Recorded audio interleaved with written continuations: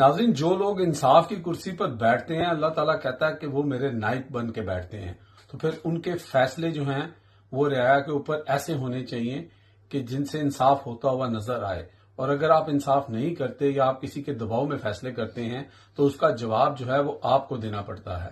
ابھی جو لاہور کے چیف جسٹس ہیں انہوں نے آج ایک تقریب کے اندر جو گفتگو کی ہے وہ ہم آپ کو سنائیں گے، لیکن اس گفتگو کے بعد بہت سارے ایسے لوگ جو ہیں ان کو جو ہے وہ دندل ضرور پڑے گا، کیونکہ وہ جو ہیں وہ انصاف پر فیصلے کرنے کی بات کر رہے ہیں، اور اس کی وجہ یہ ہے کہ نہ تو ان کے اوپر کوئی کسی طاقتور کا پریشر ہے، کیونکہ نہ ان کو پیسہ مرغوب کر سکتا ہے، اور نہ ہی مجھے لگتا ہے کہ جو ویڈیو بنانے والی فیکٹریز ہیں ان کے اندر کوئی ان کی ایسی ویڈیو ہے، اور وہ صاف ستھرے بندے ہیں۔ آپ ان کی بات سنیں۔ نہ کسی حکومت کی، نہ کسی ایجنسی کی، نہ ہی کسی ادارے کی کو بی ٹیم بننا ہے۔